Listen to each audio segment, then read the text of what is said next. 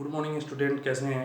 तो आपको बताए थे कि लाइन में शॉर्टेज डिस्टेंस हम कैसे निकालते हैं, दो लाइन कोप्लेनर कैसे है। तो शॉर्टेज डिस्टेंस निकालने के फॉर्मूला डायरेक्ट क्या है, a2 minus a1 dot b1 cross b2 by magnitude of b1 cross b2, और टोटल मैग्नीट्यूड लेते हैं क्योंकि हमेशा डिस्टेंस क्या होता है, पॉजिटिव होता है।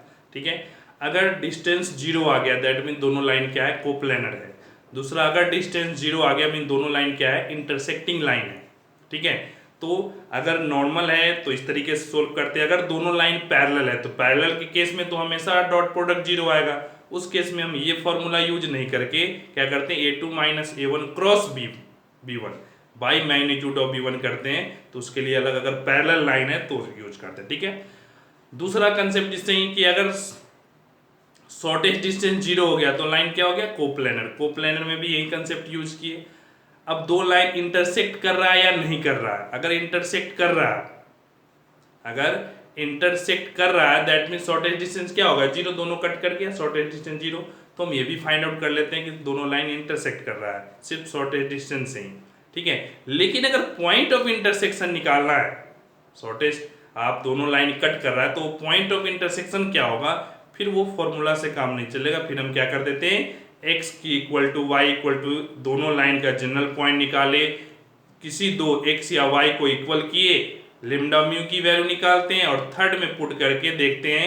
अगर z भी सेम आ गया तो इंटरसेक्ट कर रहा है, और नहीं आया तो इंटरसेक्ट नहीं कर रहा है, और सेम आ गया तो हम क्या करते हैं, किसी एक में वैल्यू पुट कर दिए लिम्डा या म्यू का, और हमारा पॉइंट ऑफ इंटरसेक्शन आ गया। ठीक है, तो ये दो तीन कंसेप्ट था इंपॉर्टेंट। और जो एक और कंसेप्ट था कि अगर दो लाइन के बीच का शॉर्टेज डिस्टेंस निकालना है और जो शॉर्टेस्ट लाइन है उसका भी इक्वेशन निकालना है, वो थोड़ा सा लंबा कैलकुलेशन था, उस पर भी विचार किए। हम क्या किए कि पहले दोनों लाइन का जनरल पॉइंट निकाले, फिर क्या किए, बीच का परपेंडिकुलर दोनों जनरल पॉइंट आ गया, दोनों को सब्ट्रैक्ट किए, वो डायरेक्शन आ गया। वह डायरेक्शन फर्स्ट पे भी परपेंडिकुलर होगा, सेकंड पे भी परपेंडिकुलर होगा, दोनों का डॉट इक्वल टू जीरो किए, वहां से दो इक्वेशन को सोल्व करेंगे तो लेमडा और म्यू आ गया।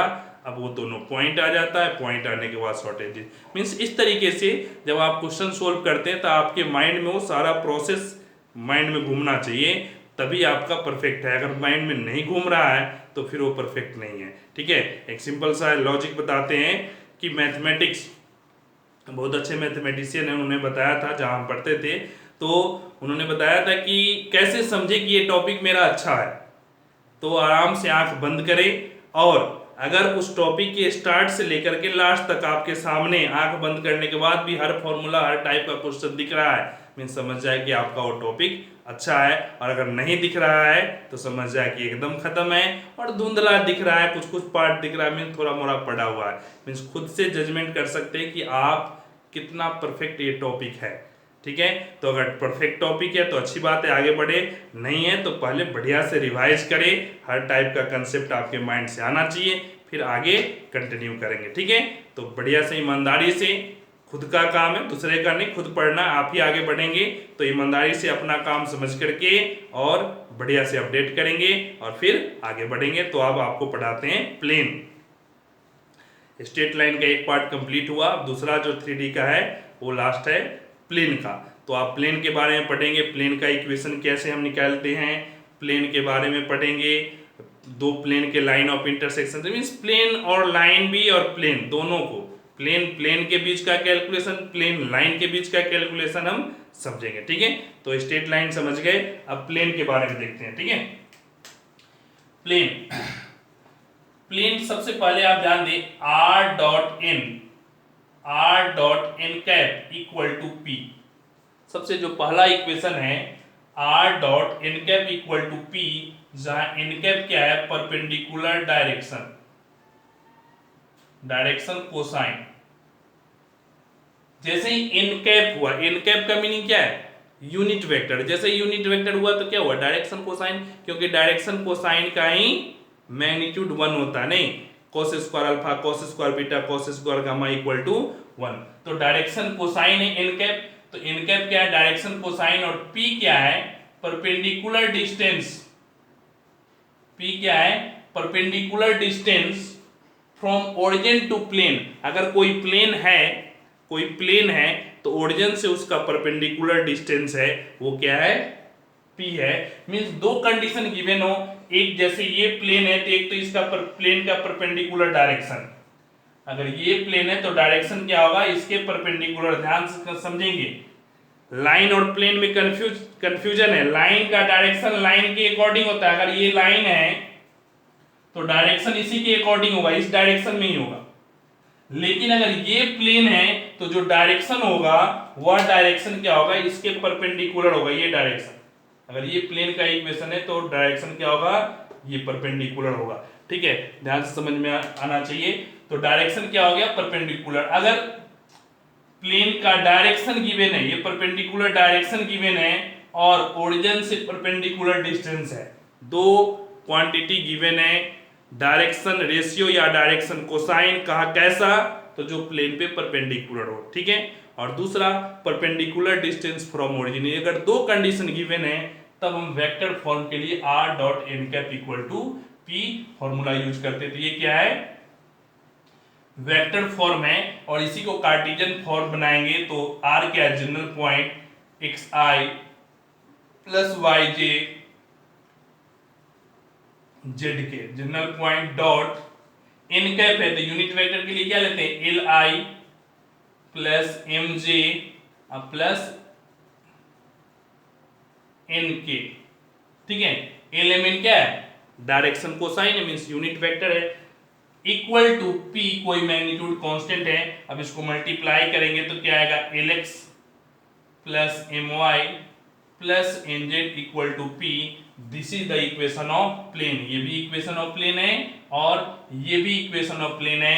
ये क्या है, वेक्टर फॉर्म है और ये कार्टेशियन फॉर्म है। ये क्या है, कार्टेशियन फॉर्म है और ये क्या है, वेक्टर फॉर्म है। ठीक है, चलिए अब ध्यान देंगे, एक फॉर्मूला तो आपका ये हो गया, ठीक है, एक पैटर्न हुआ। दूसरे पैटर्न में क्या है, r minus r1 dot n equal to 0। समझ में आया, नहीं आया। दूसरा है r minus r1 dot n equal to 0। तो ये दो पैटर्न से पहला अभी देखें, ठीक है, एक तो आप r डॉट n कैप देखें। अब यहां क्या है, r minus r1 dot n equal to 0। ठीक है, क्लियर हुआ या नहीं हुआ। तो इस तरीके से एक फॉर्मूला, ये भी वेक्टर फॉर्मूला। ठीक है, अब यहां r1 क्या है, तो r1 क्या है, एक पासिंग पॉइंट है।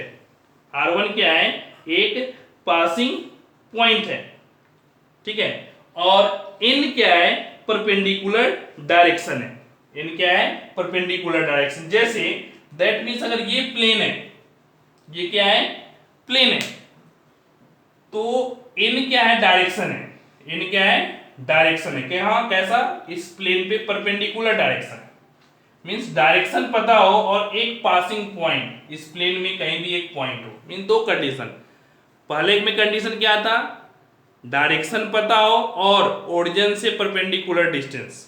ठीक है, ये दो पता हो तो हम इक्वेशन लिख सकते हैं। तो अगर डायरेक्शन, कैसा डायरेक्शन होना चाहिए, वहां unit vector mean direction cosine होना चाहिए।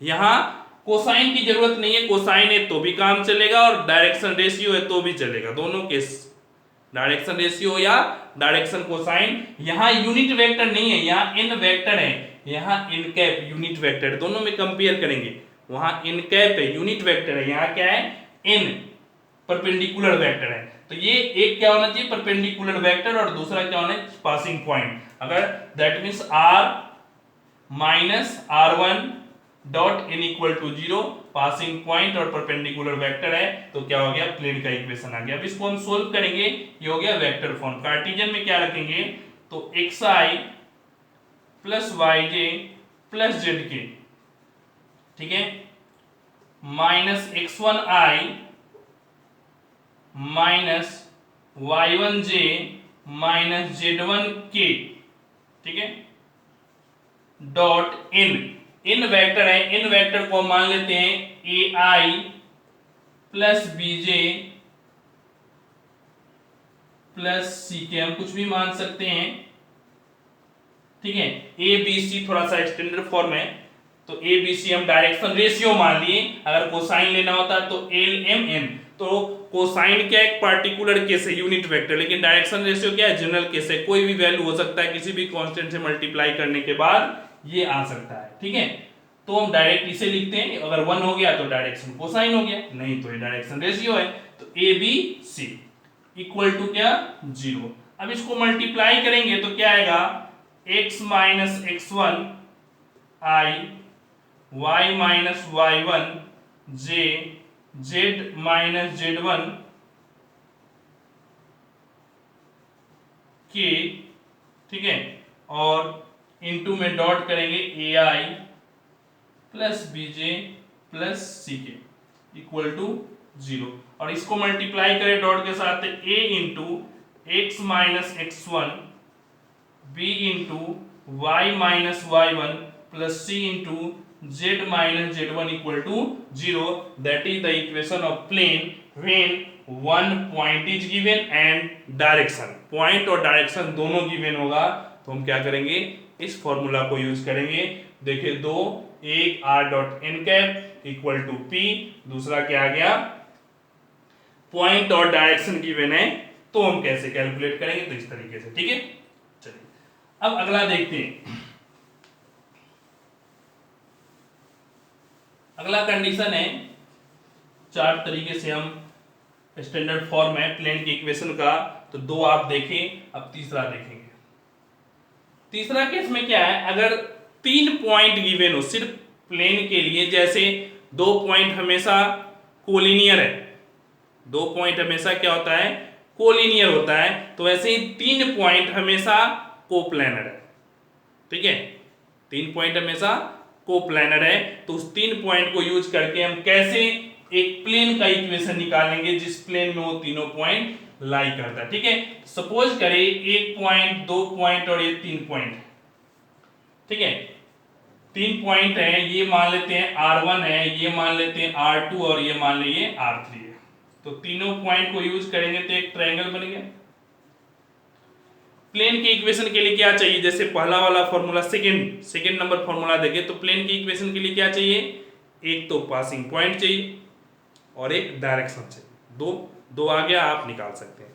अब यहां देखेंगे तो पासिंग पॉइंट तो अगर प्लेन में है तो तीनों पॉइंट पासिंग पॉइंट है, ध्यान समझेंगे, यहाँ 3 पॉइंट प्लेन में मीन तीनों पॉइंट पासिंग पॉइंट है, तो हमें तो 3 ऑप्शन है, चाहिए एक पॉइंट, यहाँ 3 है, हम कोई भी यूज कर सकते हैं। ठीक है, चलिए दूसरा आप डायरेक्शन चाहिए, तो डायरेक्शन कैसा चाहिए, जिस प्लेन में ये ट्रायंगल है उस प्लेन के परपेंडिकुलर डायरेक्शन चाहिए, तो जिस प्लेन में है उसके परपेंडिकुलर डायरेक्शन के लिए क्या करते हैं, क्रॉस प्रोडक्ट करते हैं, क्रॉस ही देता है परपेंडिकुलर, तो हम क्या करेंगे, दो वेक्टर निकाले, एक तो R3 माइनस R1 और एक R3 माइनस R1 और एक R2 माइनस R1, दो वेक्टर निकाले, क्या निकाले, एक R3 माइनस R1 और एक R2 माइनस R1, दो वेक्टर निकाले। हम कोई भी निकाल सकते हैं इस तीनों में से, 3 वेक्टर है, किसी दो का क्रॉस करेंगे तो परपेंडिकुलर डायरेक्शन देगा, किसी दो का क्रॉस करेंगे तो क्या देगा, परपेंडिकुलर डायरेक्शन देगा। ठीक है, दो वेक्टर निकालिए, R2 minus R1, R3 minus R1, अगर इस दोनों का क्रॉस कर दे तो क्या देगा, परपेंडिकुलर डायरेक्शन दे देगा। ठीक है, तो पासिंग पॉइंट ध्यान दे, उसी से R minus R1, R minus R1, R minus R1 हो गया एक पासिंग पॉइंट। ठीक है, R माइनस R1 डॉट, अब हमें क्या चाहिए, R minus R1 dot n क्या है, परपेंडिकुलर डायरेक्शन, और परपेंडिकुलर डायरेक्शन के लिए R3 minus R1 cross R2 minus R1, अगर ये क्रॉस कर दिए, ठीक है, तो ये क्रॉस प्रोडक्ट क्या देगा, परपेंडिकुलर डायरेक्शन देगा, दिस इक्वल टू 0, तो ये डायरेक्शन आ गया, ये R माइनस R1 मींस उसी फॉर्मूला को थोड़ा सा चेंज करके देखें तो ये दूसरा बन गया, कब, जब 3 पॉइंट गिवन हो, R minus R1 dot R3 minus R1 cross R2 minus R1 equal to 0। ठीक है, तो इस तरीके से हम, ये हो गया वेक्टर फॉर्म, ये क्या हो गया, वेक्टर फॉर्म, ये तीनों पॉइंट एक पोजीशन वेक्टर है। ठीक है, तो हम तीनों क्या करिए, यूज करके ऐसे निकाल सकते हैं वेक्टर फॉर्म। कार्टेशियन फॉर्म और आसान है, क्योंकि एक डॉट करना, ये दोनों क्रॉस मींस अल्टीमेटली क्या बन गया, बॉक्स प्रोडक्ट बन गया, स्केलर ट्रिपल प्रोडक्ट बन गया। तो डायरेक्ट हम बॉक्स प्रोडक्ट लिख दे तो वो फॉर्मूला और आसान बन जाता है, क्या, x minus x1 y minus y1 z minus z1, x2 minus x1 y2 minus y1 z2 minus z1 और x3 minus x1 y3 minus y1 z3 minus z1 equal to 0, जहां x1 y1 z1 एक point, x2 y2 z2 दूसरा point और x3 y3 z3 क्या है, तीसरा point है। जो ये तीन पॉइंट r1 r2 r3 है वो तीन पॉइंट है। डायरेक्ट हम डिटरमिनेंट सोल्व करें इक्वल टू 0 कर दें, क्योंकि यहाँ x y z ऑलरेडी है, एक्स वाई जेड है तो एक्स वाई जेड में एक इक्वेशन आ जाएगा और वही क्या कहलाएगा, प्लेन का इक्वेशन। ठीक है, प्लेन का स्टैंडर्ड फॉर्म इक्वेशन होता है ax plus b y plus c z plus d equal to 0। This is the cartesian form of equation of plane in standard form, ax plus b y, जहां a B सी क्या है, जो coefficient है x Y Z का वो direction ratio को represent करता है। ठीक है, अगर एबीसी डायरेक्शन रेशियो है तो ये क्या है, ये फॉर्म जो है प्लेन का इक्वेशन है। अगर एबीसी डायरेक्शन कोसाइन हो गया, मैग्नीट्यूड 1 हो गया, तो डी क्या होगा, परपेंडिकुलर डिस्टेंस फ्रॉम ओरिजिन होगा। ठीक है, चलिए तो अब देखते हैं अगला इसे सोल्व करेंगे तो देखिए क्या होता है।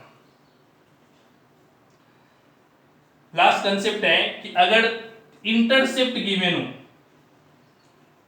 तीनों का, ठीक है, एक्स इंटरसेप्ट अगर कोई प्लेन है या एक्स इंटरसेप्ट ये है, वाई इंटरसेप्ट बी है और जेड इंटरसेप्ट सी है। ठीक है, मींस जैसे अगर प्लेन कोई हम रखते हैं तो एक्स एक्सिस पे कितना यूनिट कट करता है, जैसे याद कीजिए intercept form of a straight line equation x by a plus y by b equal to 1, x by a plus y by b equal to 1, जहां a और b क्या था, x इंटरसेप्ट y इंटरसेप्ट था। ठीक है, यहां तीनों में क्योंकि प्लेन है तीनों एक्सिस पे कट करेगा, x एक्सिस y एक्सिस और z एक्सिस, तो अगर तीनों में कट करता है तो अगर a b c x intercept y intercept और z इंटरसेप्ट है तो चौथा प्लेन का इक्वेशन क्या हो गया, x by a plus y by b plus z by c equal to 1। This is the equation of plane when a b c are intercept, x intercept y intercept z intercept. तो intercept form equation भी plane का है। तो इस तरीके से आप चार प्लेन का इक्वेशन देखें, इस चार तरीके से हम क्या करेंगे, प्लेन का इक्वेशन सोल्व करेंगे, कैलकुलेट करेंगे। ठीक है, क्लियर हुआ। अब इस प्लेन के इक्वेशन जानने के बाद चार ऑप्शन देखें, पहला r dot n cap equal to p vector form, दूसरा r minus a dot n equal to 0, ठीक है, तीसरा 3 पॉइंट गिवन हो r minus r1 dot r2 minus r1 cross r3 minus r1 equal to 0, एक तो ये, और चौथा क्या है, intercept form x by a plus y by b plus z by c equal to 1। ये चार फॉर्म है, इस तरीके से हम प्लेन का इक्वेशन निकाल सकते हैं। ठीक है, अब प्लेन के इक्वेशन निकाल, पहला तो हम पढ़ेंगे कि प्लेन का इक्वेशन निकालते कैसे, ये सारे इंफॉर्मेशन को यूज करके जब प्लेन का इक्वेशन निकालना सीख जाएंगे तो फिर उसके आगे के कैलकुलेशन के बारे में बताएंगे। तो अभी फिलहाल हम देखते हैं कि प्लेन के इक्वेशन के रिगार्डिंग जो क्वेश्चन है उस पर विचार करते हैं। ठीक है, मेन कंसेप्ट है अगर प्लेन पढ़ गए तो फिर इससे रिलेटेड, क्योंकि लाइन आप पढ़े हुए हैं, प्लेन आप पढ़ गए समझ गए तो लाइन आप पढ़े हुए हैं, दोनों मिक्स करके समझ जाएंगे। अगर प्लेन ही क्लियर नहीं हुआ, समझ में नहीं आया कि हम कैसे कैलकुलेट करते हैं, या लाइन ही क्लियर नहीं हुआ कि लाइन कैसे कैलकुलेट करते हैं, तो फिर दोनों का मिक्स तो अपने आप गायब हो जाएगा। तो एकदम पेशेंस से पहले लाइन का कंसेप्ट क्लियर करें, फिर प्लेन का कंसेप्ट क्लियर करें, फिर दोनों का मिक्स आगे आएगा। ठीक है, अगर लाइन क्लियर नहीं है तो प्लेन भी क्लियर नहीं होगा। ये दोनों वेक्टर और स्ट्रेट लाइन और प्लेन, ये सब एक दूसरे से रिलेटेड टॉपिक है। अगर वेक्टर क्लियर नहीं हुआ तो ये नहीं होगा, स्ट्रेट नहीं हुआ तो फिर प्लेन में दिक्कत आएगी। तो ये सारे फिर आपको 3D कंप्लीट होने के बाद में ये दोनों इंडिपेंडेंट टॉपिक है। फिर आएगा एलपीपी, बहुत आसान, एक दो लेक्चर का काम है। ठीक है, बहुत आसानी से समझ जाएंगे, छोटा सा टॉपिक है, उसमें कोई और टॉपिक से मतलब नहीं है। फिर लास्ट टॉपिक आएगा आपका प्रोबेबिलिटी, तो बहुत जल्दी कंप्लीट करेंगे। ठीक है, तो ध्यान से समझें। पहला क्वेश्चन है find the cartesian equation of plane. Cartesian equation निकालना है r dot 2i plus 3j minus के 2i plus 3j minus k equal to 1 दिया हुआ है। ये क्या है? वेक्टर इक्वेशन है, ठीक है। r dot n equal to constant, तो हम क्या करेंगे, r को क्या लिखेंगे, xi plus yj plus zk dot 2i plus 3j minus k equal to 1, ठीक है। अब इसे सोल्व करें, डॉट करते तो क्या आएगा, 2x plus 3y minus z equal to 1। This is the equation of plane in cartesian form. Simple सा हो जाता है, ठीक है। अगला क्वेश्चन है, क्लियर हुआ? अगला क्वेश्चन है नेक्स्ट कि perpendicular distance from origin given है 4, मींस p की वैल्यू 4 है, ठीक है। And normal to the vector means perpendicular to the vector, normal to the vector या परपेंडिकुलर टू द वेक्टर एक ही है, 2i minus 3j 2i minus 3j plus 6k। ये क्या है? डायरेक्शन गिवन है। तो याद कीजिए, अगर परपेंडिकुलर डायरेक्शन फ्रॉम ओरिजिन अगर गिवन है तो यूज कैसा करते हैं, एन कैप यूज करते हैं। क्या यूज करते हैं? N cap. तो एन वेक्टर गिवन है, ठीक है, तो हम कॉमन भी ले लें, एन वेक्टर क्या हो जाएगा, अगर 2i माइनस 3j है तो हम अब क्या करते हैं, एन कैप निकालें। N cap means unit vector, तो 2i minus 3j plus 6k by root under 4 plus 9 plus 36, क्या आ गया, 2i minus 3j plus 6k by 36 plus 4 40 49 square root लेंगे 7, ये आ गया क्या, एन कैप आ गया, ठीक है। समझ में आया? जैसे ही एन कैप आ गया आपको क्या करना है, फॉर्मूला क्या है, r dot n cap equal to p, r dot n cap equal to p। तो r क्या है, कार्टेशियन इक्वेशन निकालना है, तो वेक्टर इक्वेशन पहले देखते हैं, r dot 2i minus 3j plus 6k by 7 equal to p कितना है, 4। This is the vector equation. आप चाहें तो r dot 2i minus 3j plus 6k equal to 28, ये क्या हो गया, वेक्टर इक्वेशन आ गया, किसका, प्लेन का। बट आपको कार्टेशियन इक्वेशन निकालना है, फिर सेम प्रोसेस से सोल्व करेंगे। r को क्या लिखे, xi plus yj plus zk dot 2i minus 3j plus 6k equal to क्या है, 28, और इसे डॉट प्रोडक्ट कर दे तो क्या आएगा, 2x minus 3y plus 6z equal to 28, and that is the final cartesian equation of plane. Means क्या होना चाहिए, p और डायरेक्शन गिवन है तो हम आसानी से कैलकुलेट कर लिए, ठीक है। समझ में आया, क्लियर हुआ? तो इस तरीके से गिवन इंफॉर्मेशन से पहले हमें पता करेंगे कि क्या गिवन है, और गिवन के अकॉर्डिंग कौन सा फॉर्मूला इस पे सटीक एडजस्ट करेगा, किस फॉर्मूला से हम कैलकुलेट कर सकते हैं। तो गिवन इंफॉर्मेशन और पहले से जो आप फॉर्मूला जानते हैं, ठीक है। तो वैसे ही अगला क्वेश्चन है, p की वैल्यू 5 गिवन है एंड डायरेक्शन क्या है, -1 to 2 है, -1 to 2 है, ये डायरेक्शन रेशियो और ये p गिवन है। तो सेम प्रोसेस से क्या करेंगे, r dot n cap equal to p, ठीक है। तो r dot n cap means minus i plus 2j plus 2k by magnitude 1 plus 4, ठीक है, इक्वल टू p हो गया 5। सोल्व करें, r dot minus i plus 2j plus 2k equal to 4 plus 4 8 plus 1 9, square root 9 लेंगे 3, क्या आ गया 15। तो वेक्टर इक्वेशन पूछता है तो ऐसे कैलकुलेट कर ले। अगर कार्टेशियन इक्वेशन पूछता है तो xi plus yj plus zk dot minus i plus 2j plus 2k equal to 15, और यहां से डॉट करेंगे तो क्या आएगा, minus x plus 2y plus 2z equal to 15, और this is the equation of plane. Clear हुआ, समझ में आया? अब क्या है, तो यहां क्या था, डायरेक्शन और परपेंडिकुलर डिस्टेंस से आपको प्लेन का इक्वेशन गिवन है। अब उल्टा काम करना है, प्लेन का इक्वेशन ऑलरेडी गिवन है तो उससे आपको डायरेक्शन और परपेंडिकुलर डिस्टेंस फ्रॉम ओरिजिन निकालना है, ठीक है। जैसे क्वेश्चन है 2x plus 3y minus Z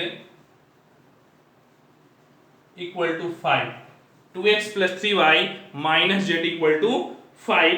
अब ये इक्वेशन गिवन है, अब आपको क्या करना है, परपेंडिकुलर डिस्टेंस और यूनिट परपेंडिकुलर डायरेक्शन दोनों निकालना है। तो डायरेक्शन तो सिंपल है, डायरेक्शन रेशियो क्या आ गया, 2 3 -1, क्यों, जो कोफिशिएंट होता वही डायरेक्शन होता, ठीक है, तो कोफिशिएंट डायरेक्शन हो गया। चलिए अब निकालना है p की वैल्यू, तो p की वैल्यू कब होगा, जब r डॉट n कैप होगा इस फॉर्म को सेटिस्फाई करेगा, तभी वो कांस्टेंट क्या होगा, परपेंडिकुलर डिस्टेंस फ्रॉम ओरिजिन होगा। तो पहले इसको r डॉट करेंगे तो क्या आएगा, xi plus yj plus zk, ये हो गया r और dot direction 2i plus 3j minus k equal to क्या है 5, ठीक है। r dot n equal to, ये हो गया n डायरेक्शन और ये हो गया कांस्टेंट, बट ये परपेंडिकुलर डायरेक्शन नहीं, ये परपेंडिकुलर डिस्टेंस फ्रॉम ओरिजिन तब बनेगा जब ये यूनिट वेक्टर होगा, क्योंकि कंपेयर करेंगे स्टैंडर्ड फॉर्म से। तो जब n कैप होगा तब ये p होगा, तो n कैप के लिए क्या करेंगे, मैग्नीट्यूड से डिवाइड कर देंगे, बोथ साइड मैग्नीट्यूड से डिवाइड कर देंगे, तो 4 प्लस 9 प्लस 1, यहाँ भी 4 प्लस 9 प्लस 1, सेम कांस्टेंट से बोथ साइड डिवाइड कर दिए, तो ये क्या बन गया, xi plus yj plus zk, ठीक है, समझ में आया। तो xi plus yj plus zk को हम क्या लिख सकते हैं, r लिख सकते हैं, ठीक है। और ये वेक्टर बाय मैग्नीट्यूड क्या बन गया, n कैप बन गया, ये क्या बन गया, p बन गया, that imply perpendicular distance from origin क्या होगा, is p equal to 5 by root under कितना आएगा, 9 10 14, तो 5 बाई रूट 14 क्या आ गया, परपेंडिकुलर डिस्टेंस फ्रॉम ओरिजिन आ गया। समझ में आया, क्लियर हुआ, ठीक है। तो इस तरीके से हम कैलकुलेट करेंगे और समझेंगे, क्लियर हुआ। चलिए अब अगला देखेंगे, अगला क्वेश्चन है, अगर इस तरीके का कई क्वेश्चन है, 2-3 क्वेश्चन दे रखा है कि आपको डायरेक्ट इक्वेशन ऑलरेडी गिवन है, इक्वेशन देख करके आपको क्या करना है, डायरेक्शन और परपेंडिकुलर डिस्टेंस कैलकुलेट करना है, ठीक है। अब है कि पॉइंट और डायरेक्शन रेशियो गिवन है, आप पहला पैटर्न का क्वेश्चन आप पढ़ लिए, अब दूसरा पैटर्न का देखेंगे कि पॉइंट एंड डायरेक्शन रेशियो या डायरेक्शन कोसाइन गिवन है, तो इक्वेशन क्या आएगा, ठीक है। तो पहला क्वेश्चन है, पॉइंट क्या है, 5 2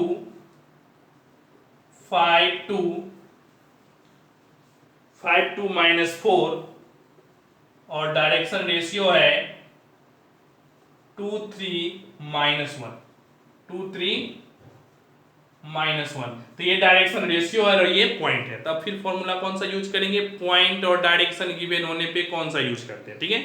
तो याद कीजिए, जब पॉइंट और डायरेक्शन गिवन है तो r माइनस r1 ये पॉइंट और direction n equal to 0, this is the vector form, और डॉट प्रोडक्ट कर दे तो कार्टेशियन फॉर्म, ठीक है। तो हम क्या लिखे, r माइनस r1 क्या है, 5i minus 2j plus 4k, r minus r1 dot n 2i plus 3j minus k equal to 0। यहां यूनिट वेक्टर रखने की जरूरत नहीं है, यहां हम डायरेक्शन रेशियो भी ले सकते हैं, डायरेक्शन कोसाइन भी ले सकते हैं, दोनों में से कोई भी, ठीक है, क्योंकि अलग unit vector both side divide करो, फाइनल वहीं आ जाए कैंसिल हो करके, तो हम इस तरीके से सोल्व कर सकते हैं। अब r क्या आया, r क्या होता है x, तो x minus 5i y minus 2j और z प्लस 4k, ठीक है, और इसको डॉट करना है किसके साथ, 2i plus 3j minus k equal to 0 के साथ, ठीक है। अब डॉट कर देते तो क्या आएगा, 2x माइनस 5 3y माइनस 2 और माइनस के साथ मल्टीप्लाई करेंगे तो -z+4 इक्वल टू 0। इसको सोल्व करें तो क्या आएगा 2x minus 10 3y minus x minus z minus 4 equal to 0। और सिंप्लीफाई करें 2x plus 3y minus z equal to 20 और this is the equation of plane in cartesian form. और यहां अगर आप पुट कर दिए तो क्या हो गया, ये वेक्टर फॉर्म हो गया। तो हम दोनों काम कर सकते हैं अगर पॉइंट और डायरेक्शन गिवन हो तो। ठीक है, अब क्वेश्चन आता है, ध्यान दें, अलग अलग तरीके से इंफॉर्मेशन गिवन है। जैसे यहां पॉइंट और डायरेक्शन डायरेक्ट गिवन था, ठीक है, पॉइंट और डायरेक्शन डायरेक्ट गिवन है। अब लैंग्वेज बदलता भी है, अलग टाइप से भी पॉइंट डायरेक्शन, जैसे एक पॉइंट दे दिया और डायरेक्शन के लिए 2 पॉइंट दे दिया, तो 2 पॉइंट है, ये वेक्टर डायरेक्शन को रिप्रेजेंट करता है। तो जैसे हम P1 P2 या A और B दिया हुआ है तो हम A B वेक्टर कैसे निकालते हैं, B माइनस N। जैसे ही दो पॉइंट को हम सब्ट्रैक्ट करेंगे तो उसका डायरेक्शन, जैसे 2 पॉइंट को सब्ट्रैक्ट करते हैं क्या उसका डायरेक्शन रेशियो दे देता है। नहीं, याद कीजिए, लाइन के इक्वेशन निकालने में अगर 2 पॉइंट गिवन है तो क्या करते थे, नीचे डिनोमिनेटर में x2 minus x1 y2 minus y1 z2 minus z1। क्यों? क्योंकि डिनोमिनेटर डायरेक्शन लेते थे। ठीक है, तो वैसे ही जब 2 पॉइंट गिवन है, अगर उस पॉइंट के अकॉर्डिंग हमें डायरेक्शन निकालना है तो हम क्या करेंगे, उस वेक्टर को निकालने के लिए सब्ट्रैक्ट करते हैं p2 माइनस p1। तो क्या आया, डायरेक्शन। मींस अगर 3 पॉइंट गिवन हुआ, मींस उसमें ये डिसाइड करना, देखना है कौन पासिंग पॉइंट है और कौन डायरेक्शन के लिए पॉइंट है। ये भी, क्योंकि तीनों पॉइंट जैसा दिया हुआ, बट कौन सा उस लैंग्वेज से डिसाइड करेंगे। तो जैसे क्वेश्चन है find the equation of cartesian, find the equation in cartesian form of the plane passing through the point 3 minus 3 1। तो ये पासिंग पॉइंट हो गया, ठीक है। And normal to the line joining the point, normal to the line joining the point, तो जो normal है means direction है, वही दोनों पॉइंट को ज्वाइन कर रहा है। 3 4 माइनस 1 और 2 माइनस 1 5, 2 माइनस 1 5, इस दोनों को जो लाइन ज्वाइन कर रहा है वह क्या है, नॉर्मल का डायरेक्शन है और ये पासिंग पॉइंट है। ठीक है, तो अब पासिंग पॉइंट आ गया और डायरेक्शन के लिए अलग से इंफॉर्मेशन है, तो ध्यान देंगे। डायरेक्शन रेशियो निकालें, क्या, पोजीशन वेक्टर ऑफ, मान लीजिए A और B, तो position vector of B minus position vector of A। तो डायरेक्शन सब्ट्रैक्ट किए, क्या, 2i minus j plus 5k minus 3i plus 4j minus k। Subtract करोगे तो माइनस i माइनस 5j अब प्लस 6k आ गया, ये आ गया direction ratio. Passing point given है, देन इक्वेशन ऑफ प्लेन क्या है, a into x minus x1, b into y minus y1 और c into z minus z1 equal to 0। This is the equation of plane when point and direction is given. तो point आ गया ये, direction आ गया ये, तो -1 into x minus x1, ठीक है, minus b into y minus minus plus y1, ठीक है, अब plus c into z minus z1 equal to 0। This is the equation of plane. अब इसको मल्टीप्लाई करेंगे तो minus x plus 3 minus 5y minus 15 plus 6z minus 6 equal to 0। क्या आ गया, minus x minus 5y plus 6z, ठीक है। और इसे सोल्व करेंगे तो माइनस 18 इक्वल टू 0। आप माइनस से मल्टीप्लाई कर दें तो x plus 5y minus 6z plus 18 equal to 0। ये भी इक्वेशन हो सकता है और ये भी इक्वेशन हो सकता है, दोनों में से कोई भी हम सोल्व कर सकते हैं, समझ सकते हैं। ठीक है, क्लियर हुआ। तो इस तरीके से अगर एक पॉइंट और डायरेक्शन के लिए 2 पॉइंट का इंफॉर्मेशन गिवन हो तो